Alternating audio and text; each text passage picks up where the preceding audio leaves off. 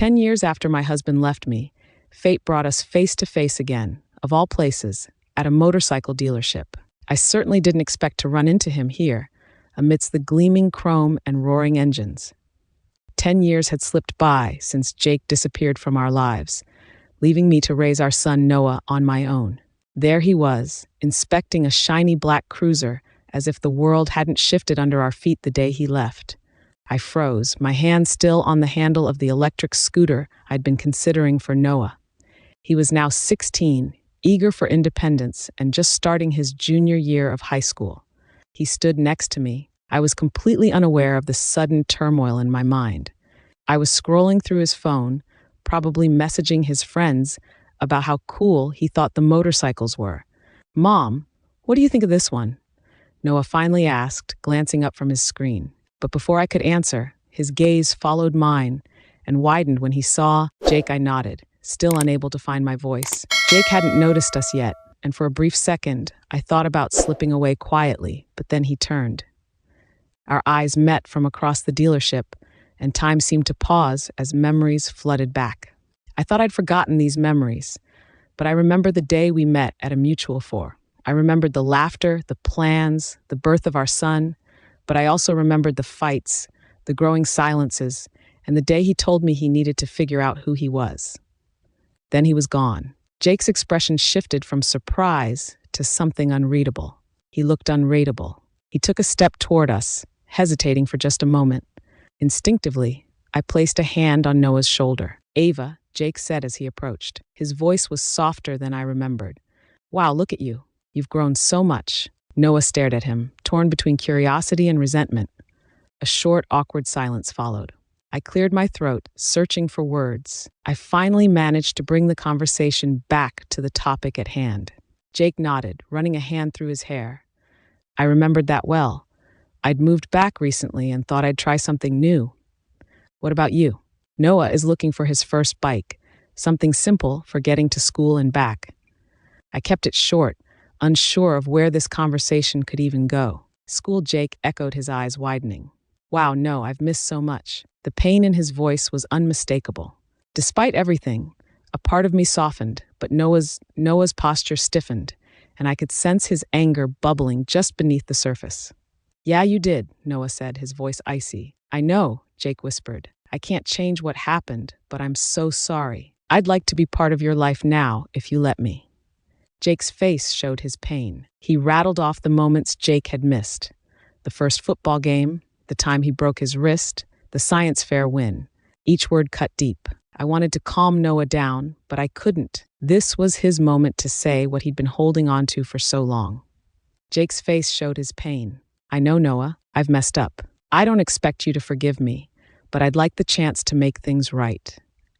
Just as tension reached its peak, a salesman approached us cheerfully, oblivious to the emotional battlefield we stood on. He asked about a bike for the young rider, and I nodded. We were grateful for the interruption. We told the salesman we'd think about the options for the next hour. Tess rode a couple of bikes and discussed the options. Jake kept his distance, watching quietly from the corner. We finally settled on a practical scooter for Noah. As the paperwork was drawn up, he turned to us. To me with a heavy question, "Mom, should we talk to him?" He asked, his voice small but determined. I sighed, looking over at Jake, who was pretending to examine a helmet display. "That's up to you, Noah. If you want to talk, we can. If you're not ready, we'll leave." Noah thought for a moment, then nodded. "I think I need to talk to him. Not because I forgive him, but because he needs to know what he missed. I want to talk to him, not because I forgive him, but because he needs to know what he missed." I smiled at the strength in his voice. "Okay, let's do it." We walked over to Jake, who straightened up as we approached. "We're about to leave," Noah said, his tone firm. "But before we go, I need to say something." He began listing the milestones. Jake had missed each word, hitting like a hammer, but then his tone shifted. "You missed out on so much, but the biggest thing you missed was seeing how incredible your mom is. She didn't just survive without you, she thrived. She's been everything for me." Tears welled in my eyes as I listened to my son. I had no idea he saw me. Jake's face crumpled as he struggled to hold back his emotions. I'm so proud of her, Noah continued. I'm proud to be her son. Jake nodded, speechless. His eyes were full of regret and gratitude. I know I can never make up for what I missed, he said finally. But if you let me, I'd like to try. I'll do it on your... No pressure. Noah gave me a look and nodded slightly. We can talk, but it's going to take time. Jake smiled, hope shining through the tears. That's more than I deserve. Thank you. As we left the dealership, Jake hung back, watching us. Noah surprised me by turning to him one last time. You want to see my... Jake got a new car, and his smile got even wider. I'd love to as we drove home. Noah was riding his new scooter right beside me. I glanced in the rearview mirror and saw Jake standing alone, framed by the light of the setting sun. It wasn't the reunion I'd imagined, but it was a start. As we drove off into the future, I knew that whatever happened next, we did both. That evening, after we got home, Noah took his new scooter for a spin around the neighborhood while I sat on the porch, sipping tea and reflecting on the day's events. The sight of Jake after all these years still felt surreal, like a ghost from another life had suddenly appeared. But it was real. I had to figure out how to handle it for Noah's sake, but also for my own, as the sun was setting, casting a warm glow over the street. Noah pulled up in front of the house, grinning from ear to ear. This thing is awesome, he said. I can't wait to ride it to school tomorrow. I'm glad you like it, I replied, smiling despite member. The weight of the day's emotions still hanging in the air, he paired the scooter and came up to sit next to me for a moment. We just sat in comfortable silence, watching the world around us slow down. Finally, Noah spoke. Do you think he's really changed? I took a deep breath, and I wasn't sure how to answer. Noah, people. He might be sincere, but it's up to him to prove it. Noah nodded thoughtfully, kicking a pebble off the porch. I'm not sure I'm ready to let him back in, but part of me wants to see if he really means it. That's perfectly normal, I said, resting a hand on his shoulder. You're allowed to. You don't have to make any decisions right now. Take your time and see how things play out. Noah looked up at me. His eyes were serious. What about you, Mom? Do you still hate him? The question hit me harder than I expected. Hey, it wasn't the right word. I had been angry, devastated, even broken at times. But as the years have passed, over time my feelings had changed. I don't hate him, I said slowly, choosing my words carefully. I was angry for a long time because he hurt us, and I won't forget that. But I don't hate him. It's more like I've moved on. My life didn't end when he left. In fact, it's been pretty good. Noah smiled at that, but I could see he was thinking. Do you think you'll forgive him? I hesitated. Forgiveness wasn't something that came easily. Especially after all the years of raising Noah alone and seeing him again today, I realized I wasn't holding on to the pain as tightly as I once had. Maybe one day I said softly, forgiveness doesn't mean forgetting what happened, but it does mean letting go of the anger. I'm not there yet, but maybe someday. Noah leaned back, his expression contemplative. Do you think he'll stick around this time? I don't know. I have to admit that if he does come back, it'll be on our terms, not his. We get to set the boundaries, and he has to respect that.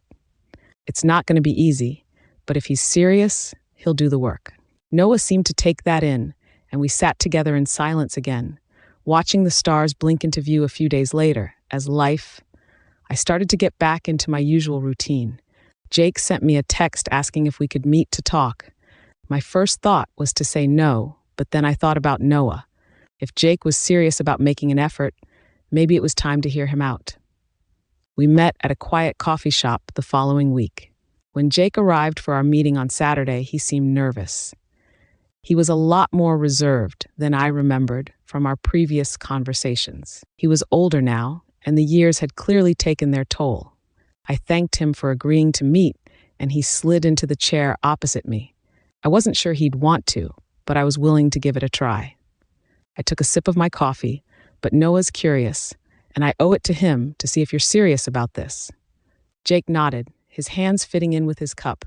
I don't blame you. I know I don't deserve any kindness from you, Ava, but I'm trying to make things right. These last few years, I've had a lot of time to think about what I did.